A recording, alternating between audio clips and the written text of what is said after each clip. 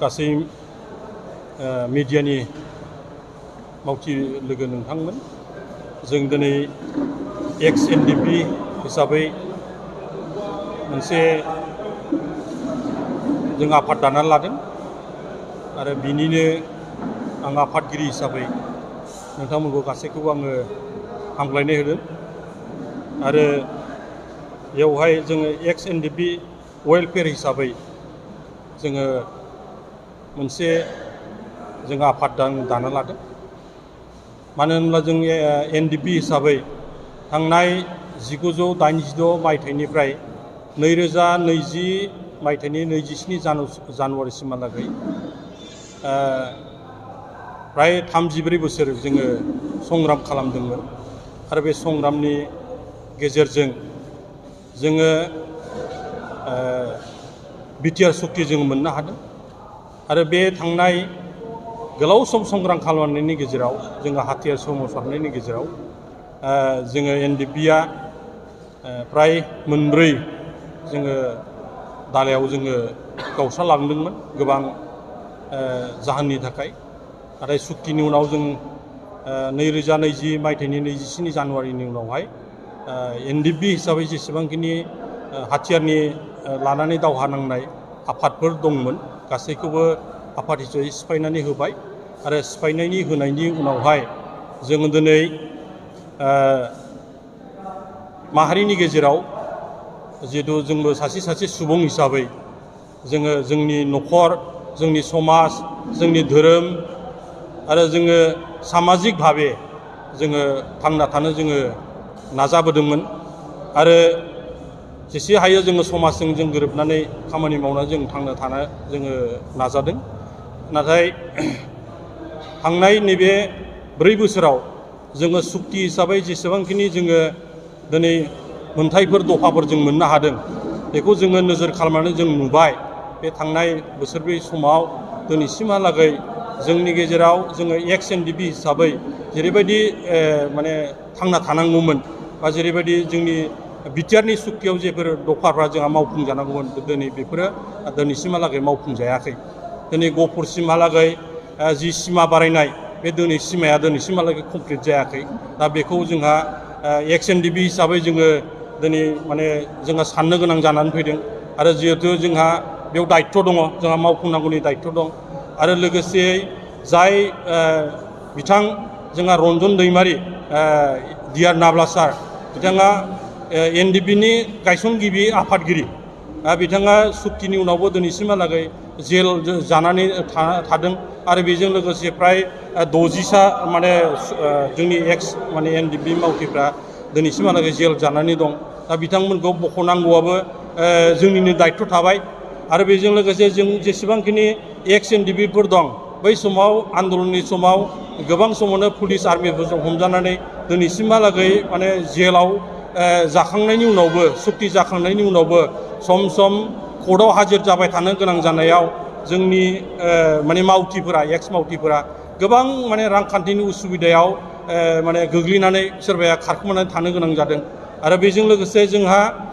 जेसेबांखिनि जोङो माने रिहेबिलिटेसन माने फिन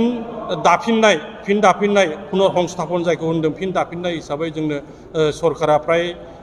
माने 4 लाख करि रां होनायनि खोथामोन दिनैसिमहालागै दिनै मावफुंजायाखै आरो बेजों लोगोसे जोंनि गेजेराव एक्स एनडिएफबि हिसाबै जायफ्रा दिनै गोमानानै दं आन्दलनाव प्राय माने 7-8 गोमानानै दं जोंनि दैदेनगिरिफ्राबो इरागदाव बसुमतारीजों लोगोसे जोंहा दब्लिउ अनसुला दं बिथांमोनजों हाब्रांमोन दं दा बिथांमोनखौबो दिनैसिमहालागै जोङो न'खरनिसिम जों दिनै बिथांमोना दंना गैया गोथाङै दंना गोथैयै दं बेफोरखौ जोंनो इनफरमेसन दिनै जोङो मोननो हायाखै आरो जेसेबांखिनि जोंहा एनडिएफबिनि जानानै लोगोसे बर'नि आन्दलनाव जड़ित जानाय जेसेबांखिनि मुंख्लं न'खरफोर बै न'खरफोरनो जि एक्सक्रिसिया होनांगौमोन दिनैसिमहालागै बेखौ स्र' खालामनानै दिनै होनायनि बेबस्थाया दिनैसिम जायाखै नाथाय दुखुनांथावा जोंहा नैबेसो सम सम गोबां रोखोमनि राजनितिक दोलोफोरा जोंनि एनडिएफबिनि इस्युखौ लानानै जोंखौ माने अननाय देखायफ्लानानै जोंनि आदाय खालामनो नागिरनायखौ जों नुनो मोनो आरो जोंखौ एनडिएफबिनि जि फोर्स एक्स एनडिपिनि जायफोर फोर्स दं दिनै गोहो दं बेखौ लानानै जोंखौ गाव गावनि राजनिति सार्थनि थाखाय जोंखौ बोप्ले खालामनानै दिनै जोंनि गोहोखौ लानानै दिनै राजखान्थि माने गोहो लानो नाजानायखौ जों नुनो मोन्दों। दा बेवखायनो जोंनि सेंग्राफ्रा दिनैसिमहालागै जिहेथु मोजाङै थांना थानो हायाखै, जोंनि मावथिफ्रा दिनैसिमहालागै मोजां थांनो हायाखै, एक्स एनडिपिफोरा दिनैसिमहालागै माने पुनर्संस्थापन मोनाखै, लोगोसे एक्स क्रिस्टियानफोर मोनाखै, जेलाव जायफ्रा दिनै जानानै दं बिसोरनि केस मब दङ आरो माने जायफ्रा दिनैहाय माने केसफोर दं बेखौ उइथड्र खालामनांगौनि खामानि मावनांगौनि सार्थआव बा बेखौ दैदेननांगौनि सार्थआव बा बिनि थाखाय आवाज होनांगौनि सार्थआव आरो लोगोसे जोंनि एक्स एनडिपिनि जेसेबांखिनि मावथिफोर दं बिथांमोनाबो सामाजिक भाबे गाव गावनि न'खर गाव गावनि बिसि फिसाखौ जाहाथे मोजाङै लानानै रायजो जाहैनो हायो बेखौ जोङो दिथा होनो थाखाय बेखौ जोङो बिथांमोननि थाखाय जोङो खामानि मावनो थाखाय जोङो दिनै एक्स एनडिपि एसोसिएशन वेलफेयार एसोसिएशनखौ जों दिनै दानानै लानो हाबाय। बेवहाय जोङो एक्स एनडिपि वेलफेयार एसोसिएशन हिसाबै जों दिनै आं श्री रुजुग्रा मुसाहारि एम गेरेमा आंखौ आफादगिरि होननानै होदों, बिबान होदों। बिनिफ्राय जोंहा नेहाथारि दङ दिल रन्जन नार्जारि, एन दानस्रां बिथांखौ गाहाय नेहाथारि। बिनिफ्राय जोंहा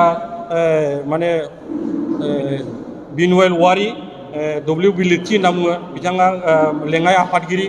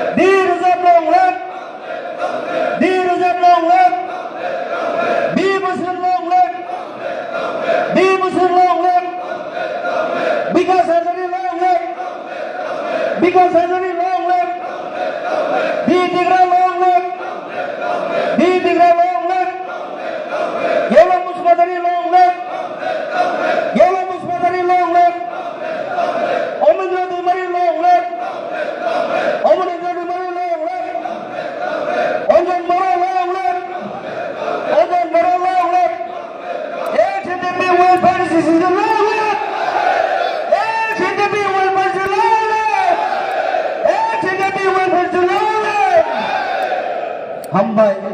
गोजोन्थों।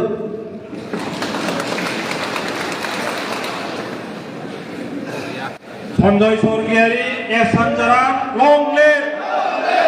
सन्जय स्वर्गियारि एस सानजाराम लं लिभ, सन्जय स्वर्गियारि लं लिभ। बिथांनिसिम रोजा रोजा साबायखर होबाय। दा जोङो आफादखौ खुंफ्लेजों जों दानानै लाबाय। बेवहाय जोङो राइटिं पेड हिसाबै एक्स एनडिपि वेलफेयार एसोसिएशन हिसाबै राइटिं पेड जों मोनसे बानायनानै लानो नागिरदों आरो बेनि लग' बेखौबो जोङो सानलायबाय थादों, दासिमहालागै फिक्स जाथ'वाखै। बेखौ जों साननैसो उनावनो थिग खालामगोन।